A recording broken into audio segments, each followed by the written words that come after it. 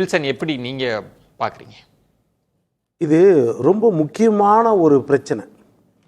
ஏன்னா இதுவரை இந்தியாவில் உலக நாடுகளே சந்தித்திராத ஒரு ட்ராஜடி. ஏன்னா ஒரு அரசியல் கூட்டத்தில் இந்த அளவுக்கு 41 பேர் உயிரிழக்கிறத இது வரைக்கும் கேள்விப்படாத ஒரு விஷயம். அப்போ இது தேசத்திற்கு ரொம்ப முக்கியமான விஷயம். இந்த விஷயத்தில் ஏன் இந்த அளவுக்கு ஒரு சந்தேக பார்வை அரசின் மேலே வந்துச்சு அப்படின்னா, இது ஒரு வெற்றியாக இன்னைக்கு எல்லாரும் நினைக்கிற நிலைமைக்கு வந்துச்சுன்னா இந்த அரசாங்கம் தான் முழு முதற் காரணம். இவர்கள் இதை அணுகிய விதம், அதற்கு அடுத்தது சென்னை நீதிமன்றம் இதை அணுகிய விதம். ஒரு நபர் விசாரணை ஆணையம் 27ஆம் தேதி நைட்டு போட்ட உடனே 28ஆம் தேதி காலையில் கிளம்பி அங்கே போயிட்டாங்க. ஜியோ போடல, டேர்ம்ஸ் ஆஃப் ரெஃபரன்ஸ் கொடுக்கல, டைம் ஃப்ரேம் வைக்கல, எதுவுமே இல்லாமல் எந்த கைடன்ஸும் இல்லாமல் யாரை போய் விசாரிச்சாங்க? அப்போ முதல் கோணலே முற்றும் கோணல். இது நடந்துச்சா? இது நம்ம பார்த்தோம். இதற்கு பிறகு என்னன்னா, நீங்கள் சொன்ன மாதிரி துறை செயலாளர்கள் ஒட்டுமொத்தமாக ஒரே இடத்துல உட்காந்து, மின்சாரத்துறை அதிகாரி, நம்ம ஏடிஜிபி, அதே மாதிரி வருவாய்த்துறை செயலாளர், பிறகு போஸ்ட்மார்ட்டம் பண்ணுற அந்த ஆஸ்பத்திரியின் செயலாளர், மொத்த பேரும் ஒரே இடத்துல ஒரே இடத்துல பேட்டி கொடுத்தது இது வரைக்கும் நம்ம கேள்விப்பட்டது. ஒரு விளக்கம் மட்டும் வில்சன், அந்த இடத்துல இப்போ பெரிய சிந்தூர் ஆபரேஷனுக்கெல்லாம் அதிகாரிகள், ராணுவ கமாண்டர்கள்லாம் கொடுக்குறாங்க, விளக்கம் கொடுக்குறாங்கன்றது.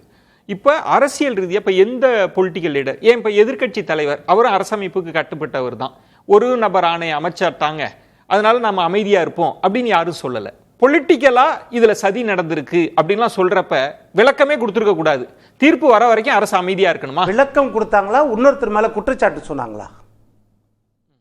அதில் பார்க்கணும். நீங்கள் குற்றம் சாட்டினாங்களா? விளக்கம் இல்லாமல் அவர் காலதாமதமாக வந்தார், இதெல்லாம் என்ன குற்றம்? அப்போ அதே மாதிரி ஒரு நெருடலான கேள்விதான், மின்சாரத்துறையில் மின்சாரத்தை நாங்கள் கட் பண்ணவே இல்லைன்னு சொன்னாங்க. அதற்கு பிறகு அந்த கேள்வியை கேட்கும்போது, ஏன்னா அவங்க தனியாக அப்போ பேட்டி கொடுத்து, அந்த தனியாக பேட்டி கொடுக்கும்போது ஏடிஜிபி கூட இருக்கார். அப்போ அவங்க கேட்குறாங்க, இல்லை நீங்கள் மின்சாரத்தை கட் பண்ணீங்களேன்னு நிருபர் கேட்கும்போது, இல்லை அவர் வர்றதுக்கு முன்னாடி கட் பண்ணோம். எதற்காக பண்ணோம்னா ஏறினாங்க மேலே, அதனால கட் பண்ணோம். அப்புறம் காவல்துறை இறக்கி விட்ட பிறகு அதற்கு பிறகு நாங்கள் போட்டுட்டோம்னு சொன்னோன்னே, நீங்கள் முன்னுக்கு பின் முரணா சொல்றீங்களேன்னு நிருபர் கேட்டவுடனே ஏடிஜிபி ஏஞ்சிடுறாரு. ஏஞ்சி என்ன சொல்றாரு? இதெல்லாம் இதை நாங்கள் விசாரணை கமிஷன் கிட்ட சொல்லிக்குவோம். இல்லை, இப்போ எனக்கு ஒரு கேள்வி வில்சன், இப்போ எதிர்கட்சி தலைவர் உட்பட எல்லா அரசியல் கட்சிகளும் கரண்ட்டை கட் பண்ணிட்டாங்க, காவல்துறை சரியில்லை, தடியடி நடத்திட்டாங்கலாம் சொன்னபோது, ஆணையம் சொல்லட்டுங்க, அது வரைக்கும் நாங்கெல்லாம் அமைதியா இருப்போம், எதுவுமே பேச மாட்டோம்னு அரசு இருந்திருக்கணுமா? உங்கள்கிட்ட கேட்கிறேன். இன்னைக்கு அதுதானே வெற்றி பெற்றுச்சு. அப்புறம் எதுக்கு ஆணையம் அமைக்கிறீங்க? இன்னொரு பக்கம் நீதிமன்றம், அதாவது இன்னைக்கு சொன்னீங்கல்ல, இப்போ நம்ம இவர் யாரு, பிரபாகரன், செல்வராஜ், பன்னீர்செல்வம், 3 பேர் பாதிக்கப்பட்டவர்கள் போட்ட வழக்கு. இன்னொன்று ஜிஎஸ் மணி போட்ட வழக்கு, இன்னொரு தாவேகா போட்ட வழக்கு. தாவேகா போட்ட வழக்கு ஒன்று, ஜிஎஸ் மணி போட்டது, 3 பேர் போட்டது. அதில் 2 பேர் ஆர்டிகல் 32 இம்ப்ரெஸ் பண்ணி போடுறாங்க, பிரபாகரனும் செல்வராஜும். இப்போ செல்வராஜ் இல்லை நான் போலி மனு அப்படின்னு அவர் சொல்றாரு. இப்போ பன்னீர்செல்வம் அவர் சொல்ல, அவருடைய மனைவி சொன்னாங்கன்றாங்க. இப்போ மனைவி பிரச்சனை, கணவன் பிரச்சனை, அது வேற பிரச்சனை. அது நான் என்கிட்ட தான் இருந்தாரு, உங்ககிட்ட தான் இருந்தாலும், ஆனாலும் கணவனுக்கு இருக்கிற உரிமை பிள்ளை மேல இருக்குது. அது நீதிமன்றத்தில் எந்த அளவுக்கு நிற்கும்ன்றது தெரியாது. அடுத்தது வெள்ளிக்கிழமை மொத்த பத்திரிகையிலும் வந்துருச்சு யார் யார் என்னென்ன சொன்னாங்க. இப்போ இந்த பன்னீர்செல்வம்ன்றவர் சொன்னதே நீதிமன்றத்தில் கேட்டுச்சு. நம்ம கபில் சிபல் பேசும்போது சொல்றாரு, ஏன் நீங்க இறந்த பிறகு ஏன் நீங்க நீதிமன்றத்துக்கு போலன்னு. ஏன் என்னுடைய இறுதி சடங்கை பண்ணியிருந்தேன், என் குழந்தையோட இறுதி சடங்கு, அந்த நேரத்தில் நான் எப்படி போக முடியும்? அப்படி உருக்கமாக பேசுனது, வக்கீல் வாதாடினதெல்லாம் எல்லா பத்திரிகையிலும் வந்துச்சு. சனி ஞாயிறு அதை பற்றி பேசவே கிடையாது, திங்கட்கிழமை வருது. இதே மாதிரி இன்னொருத்தர் இப்போ எஸ் பிரபாகரன்றவர் தன்னுடைய குழந்தையும் தன்னுடைய மாப்பிள்ளையும் இழந்தவர். அவர் இன்னைக்கு வீடியோல என்ன சொல்றாரு?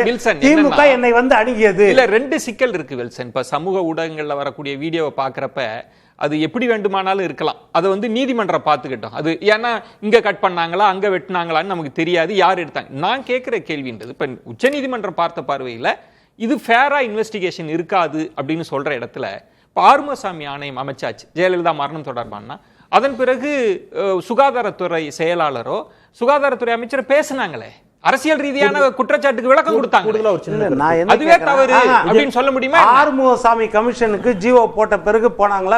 அது இல்ல, விளக்கம் கொடுத்தது நான் என்ன சொல்றேன், குற்றச்சாட்டு சொல்றது வந்து இது அந்த மாதிரி விஷயம் கிடையாது. இது எதிரிய குற்றச்சாட்டு சொல்றது. இன்னொரு பக்கம் காவல்துறை மேல குற்றச்சாட்டு வந்து அவங்க சொல்றாங்க, ஆனா நீங்க வந்து அவங்க மேல குற்றச்சாட்டு சொல்றீங்க.